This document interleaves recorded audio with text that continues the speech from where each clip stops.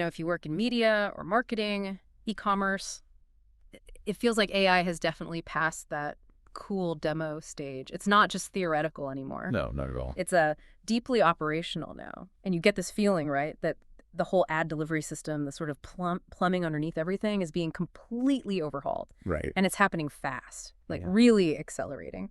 It's true. And I think the really crucial shift here is we're moving past AI as just, a powerful analysis tool. Mm-hmm. Now it's becoming a transactional agent, something that actually does the buying, the pacing, the optimizing, Mm-hmm.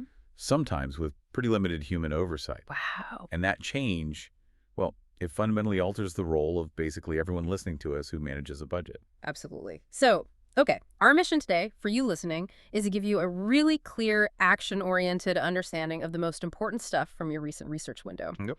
We're going to focus on two big shifts. First, this rise of AI agent workflows in media buying. And second, the really fast growth of retailer-owned creator ecosystems. In the holidays. And yeah, because the holidays wait for no one, right? Yeah. We're wrapping up with some immediate tactical things you need to think about for your marketing optimization, like right now. Exactly. We're kind of settling into what we've been calling the plumbing phase of automation. Okay. This is where the industry kind of stops debating if agents will exist and start actually figuring out the infrastructure needed. Mm-hmm. The new standards, naming conventions, clear guardrails. Right. Because look, if you aren't defining the rules for these systems, the agents will basically set them for you based on their own learning. And that's a pretty dangerous spot to be in. Okay, let's unpack that plumbing first then. The core trend we're seeing is this agentic ad buying moving from pilots to plumbing. So setting up those permanent workflows, the standards. Mm-hmm. But hang on, when we say agent, are we just talking about like smart bidding 2.0, or is this something fundamentally different, a new level of autonomy we're handing over? That's a really good question. And it's the right one. Look, we've had automation for years, right? Sure. The key difference with agentic workflows is that an agent doesn't just execute a pre-programmed bid based on some rules you set. It has limited autonomy. Yeah. It can adapt its strategy, change variables, maybe even shift resources around based on real-time feedback against the goal you've defined. It learns, it plans, it executes, often across different systems. So the agents are kind of like speed and consistency machines. They handle the grunt work maybe, while humans focus more on the big picture strategy. That's the idea, yeah. Give us some examples. What are agencies, platforms actually trialing these agents for right now, like today?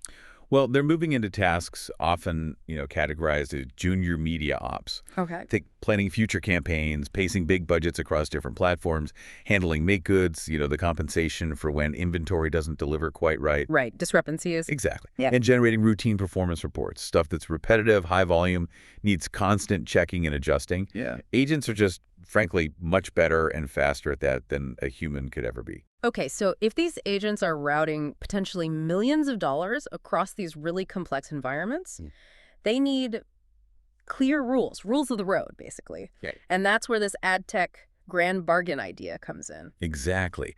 And this is the critical friction point right now, is what's preventing sort of full-scale deployment. Yeah.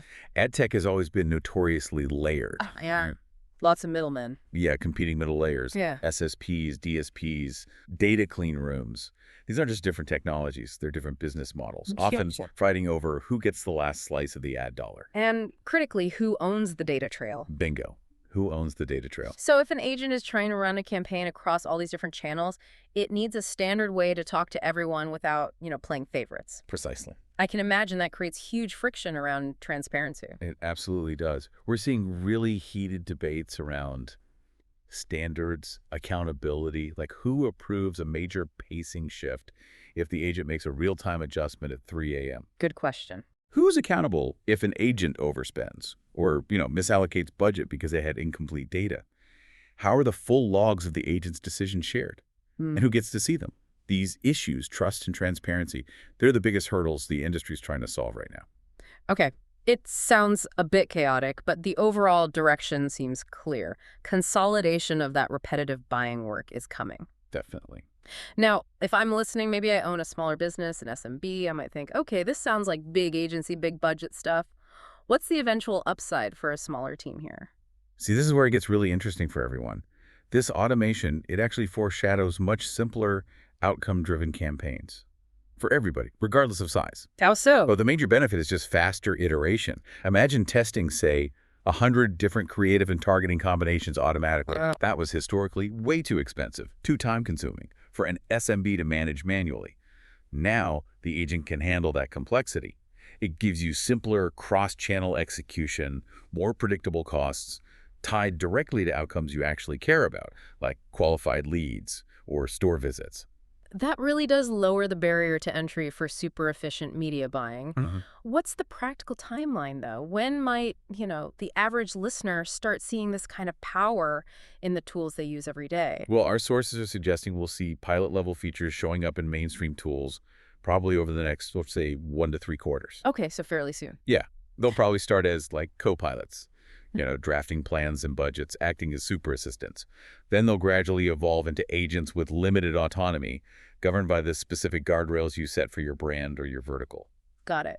So we need to prepare the ground then. If the AI is the new plumbing, we stop worrying so much about the pipes themselves and start worrying about the filters, the pressure valves. That's a great analogy, yeah. What are the concrete steps someone listening should be taking now? Right. Before you hand over budget control, you really need 3 things locked down.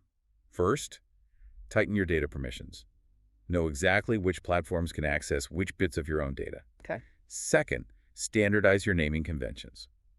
Across all channels, agents rely on clean, consistent labels to figure things out. Makes sense. And third, maybe most critically, agree on clear KPI guardrails. If you define exactly what success looks like and what the absolute maximum spend tolerance is, then you can actually audit the agent's runs and, trust them. And if the parameters are vague? Chaos. The results will just be chaos. Okay, so step 1 sounds like cleaning up our internal data hygiene. That's crucial prep for this agent economy. Absolutely. But even with perfect back-end data, you still need powerful content coming from the front end to feed it, right? Right. Which takes us nicely into the second big shift. What's happening in the creator economy?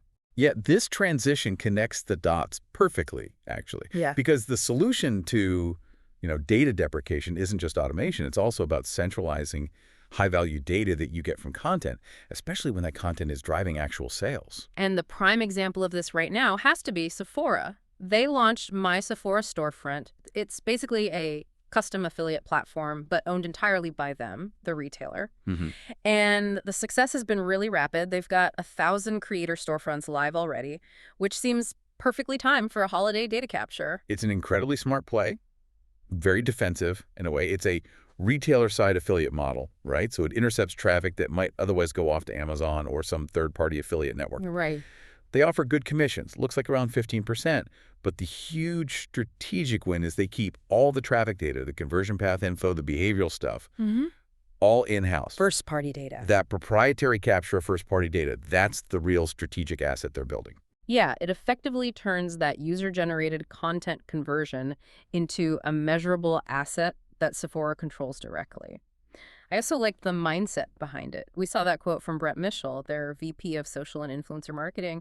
He said, "We really see ourselves as being additive to this ecosystem." Right. They're not trying to, steal the creators' other income streams. They're offering an additional channel. And that's vital. To make these things work, you have to design a program that complements what creators are already doing, not competes aggressively.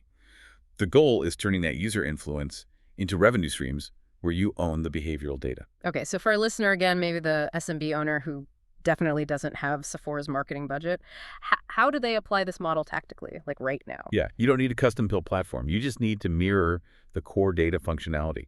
Think about using dedicated, maybe lightweight creator landing pages, but on your own website, your own domain. The crucial bit is pairing those pages with really trackable links. UTMs are perfect for this that feed directly into your own analytics. Even a simple landing page builder tool that has good attribution built in could work for this storefront idea. Gotcha. The point is reducing your reliance on third-party affiliate networks and getting direct first-party data on which creators are actually driving qualified traffic and conversions. That data then feeds your future optimization, maybe even those AI agents we talked about. Okay, this brings us nicely from the sort of longer-term automation strategy and content centralization down to immediate operational stuff. Hmm. And I feel like media buyers everywhere collectively groan right now because the holiday rush, it just feels like it starts earlier every single year. Oh, it does. The whole holiday creep thing, it's undeniably real. Yeah. Media buyers are consistently reporting that budgets were pulled forward into October this year, or at least spread over much longer windows. It's just matching how consumers are behaving. So the simple takeaway is the competition for attention, for inventory, and yeah, those inevitable CPM spikes. Yeah. It's all happening earlier than ever. You just can't afford to wait for Black Friday anymore. Which means that old strategy, hoarding your budget and then dumping it all during the big sales week, that's probably inefficient now, maybe even harmful given the cost spikes. Yeah, very likely. You need a different approach. So what's the concrete action plan for an SMB trying to navigate this longer, more competitive season? Okay, you need to pull forward your prospecting efforts and your creator-led awareness content. Do that now, ideally through the first half of November. Build up that interest, build that retargeting pool. Right. Warm them up. Exactly. Then you let your retargeting campaigns and your really deep promotional units, the big sales messages, peak in that mid to late November window. But the key tactical move here is staggering your offers. Ah, okay. Don't hit them with everything at once. No. If you blast your audience with your absolute best deals all at the same time, early on, you risk hitting massive CPM spikes and burning out your audience before the really crucial conversion days even arrive. That's really solid pacing advice. Now, let's dive into a specific tactical framework you mentioned, one that kind of challenges a metric media buyers often hold sacred.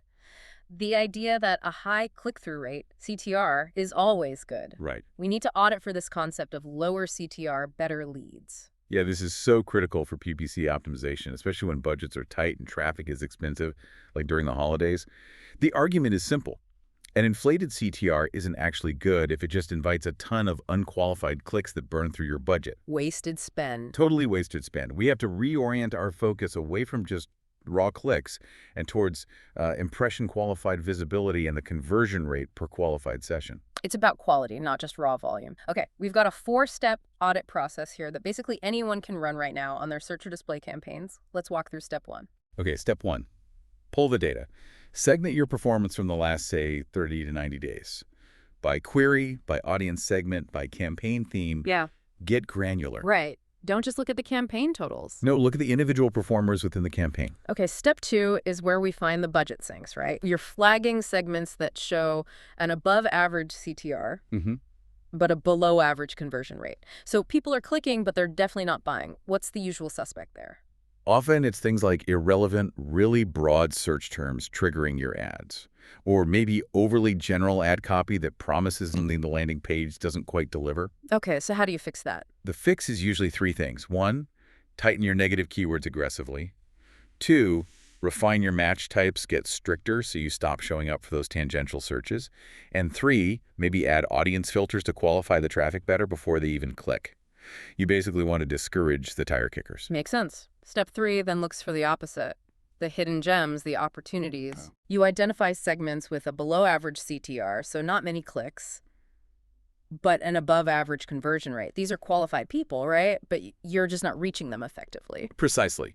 They are motivated buyers, showing high intent, but maybe your ad isn't grabbing them or you're not bidding high enough. The fix here is usually pretty straightforward. Boost your bids immediately in those specific areas. Get more visibility. Yeah. Test richer creative formats, like using site link extensions or image extensions. Maybe even carefully expand to include close variants of those high-converting keywords to capture a bit more of that specific intent. These are often your most efficient conversions just waiting to be scaled up. Okay, and finally, step 4. This involves setting a new reporting metric altogether, kind of bypassing the vanity of just counting raw clicks. Yeah, we have to change what we value, what we report on. So what's the metric? You need to shift your reporting focus entirely to qualified clicks. Now, you have to define what that means for your specific business. Is it a session that lasts longer than 60 seconds? Is it someone who performs a key micro event, like viewing your pricing page or starting a chat? Whatever it is for you, you must start reporting on that as your true efficiency metric, not just the raw click number. And that focus aligns perfectly with the outcome-driven approach that those new AI agents are going to be using anyway. Exactly. It prepares you for that shift. Wow. Okay, this has been a really dense, but I think deeply necessary deep dive. We've covered some massive shifts, right? From the new standards needed for agent-governed buying Hmm. to the strategic power of owning your creator data, like Sephora is doing so well with their storefronts. Yeah, and if you connect all these dots, thinking about the bigger picture, this shift towards agents handling all the repetitive optimization, it raises a really profound question about where human competitive advantage is actually going to lie in the future. How so? Well, if speed and consistency get automated away, and basically every competitor has access to similar AI technology, Hmm. where do you actually gain an edge? I wonder. If the agent handles the mechanics, the how of the buying, then human control shifts entirely towards setting the strategy right, defining the goals, the constraints. Precisely. If speed and consistency are table stakes because they're automated, then maybe the most crucial skill becomes the ability to define those perfect audit-ready guardrails for your AI agent. The strategy is the guardrail itself. And the most valuable metric becomes trust. Trust in the system you've defined. So the encouragement for you listening has to be start auditing those KPIs, start tightening up your data permissions today if you're going to leverage automation effectively. You have to define trust first, Huh. because ultimately what you can't measure clearly, the agent can't manage effectively. Well said. Until next time, keep digging.